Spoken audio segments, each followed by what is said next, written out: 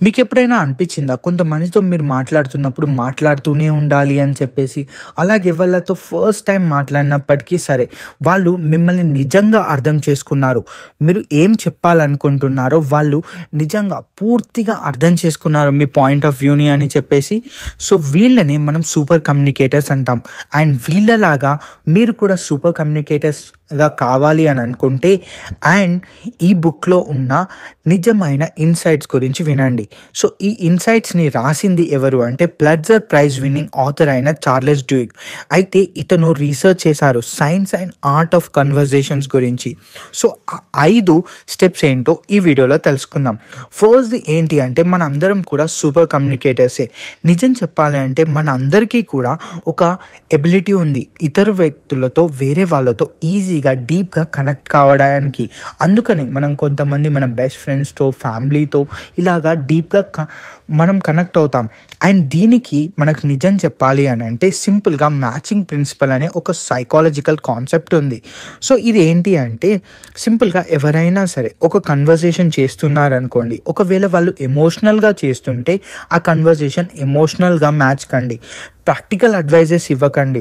ఒకవేళ ప్రాక్టికల్‌గా మాట్లాడుతున్నట్టయితే ప్రాక్టికల్‌గా మీరు ఆన్సర్స్ చేయండి. సో, ఇలా మిర్రరింగ్ చేసినప్పుడు మీ టోన్‌నైనా లేదంటే కన్వర్జేషన్స్‌నైనా మిర్రరింగ్ చేస్తే వాళ్ళు నిజంగా ఫస్ట్ లెవెల్ ఆఫ్ మీకు కనెక్షన్ పెరుగుతుంది. సెకండ్‌ది క్వెషన్స్ అడగండి.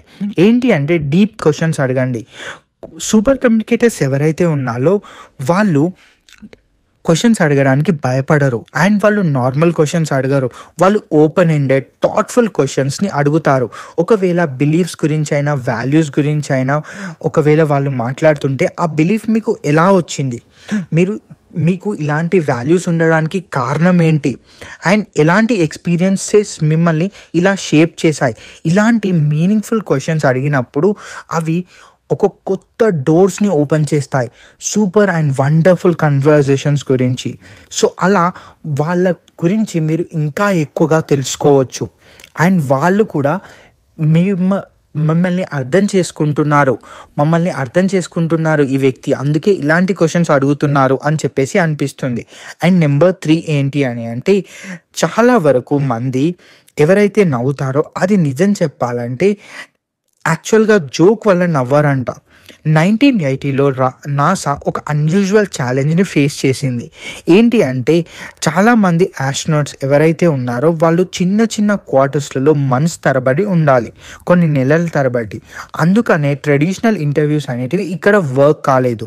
సో, అప్పుడే సైకాలజిస్ట్ ఒక చిన్న డిఫరెన్స్‌ని గమనించాడు. ఏంటి అంటే పీపుల్ ఎలాగైతే నవ్వుతారో అని చెప్పేసి.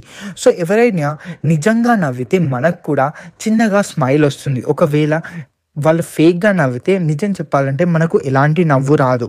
సో, ఇక్కడ లెసన్ ఏంటి అని అంటే నాన్ వెర్బల్ క్యూస్ అయిన బాడీ లాంగ్వేజ్ మీద కూడా మీరు దృష్టి పెట్టాలి.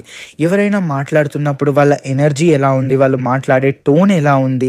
వాళ్ళు నవ్వుతున్నారా? అండ్ ఈవెన్ మిడిల్‌లో పాజెస్ ఇస్తున్నారా లేరా?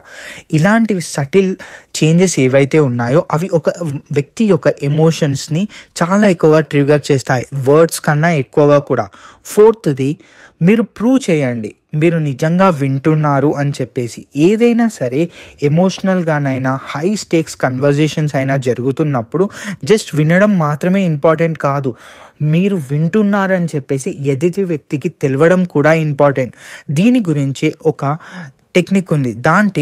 దాంటే పేరే లూపింగ్ అని. సో, దీంట్లో ఏంటి అంటే ఫస్ట్‌ది క్వెషన్స్ అడగండి. అండ్ మీరు ఏదైతే ఇన్నారో అది రిటర్న్‌గా వాళ్ళకి చెప్పండి. అండ్ చెక్ చేసుకోండి మీరు అన్నది కరెక్టేనా కాదా అని చెప్పేసి. సో, ఇలా చేయడం వల్ల వాళ్ళకి అర్థమవుతుంది మీరు నిజంగా జెన్యూన్‌గా వాళ్ళ పాయింట్ ఆఫ్ వ్యూని అండర్‌స్టాండ్ చేసుకోవడానికి మీరు అడుగుతున్నారని. సో, దానివల్ల వాళ్ళు అనుకుంటారు వీళ్ళు నా మాటలు వింటున్నారు, అర్థం చేసుకోవడానికి ట్రై చేస్తున్నారు అని చెప్పేసి. ఫిఫ్త్‌ది మీరు ఐడెంటిఫై చేసుకోండి సోషల్ కన్వర్జేషన్‌లో. మోస్ట్‌గా మన కన్వర్జేషన్స్ అన్నీ సోషల్‌గానే ఉంటాయి.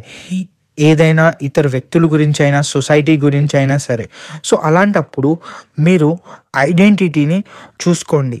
సో, అలాంటప్పుడు దాని మీద ఆ పర్స్పెక్టివ్ మీద ఏదైతే పర్స్పెక్టివ్ ఉందో దాన్ని మీరు ఎలా షేప్ చేశాయి ఆ పర్స్పెక్టివ్‌కి రావడానికని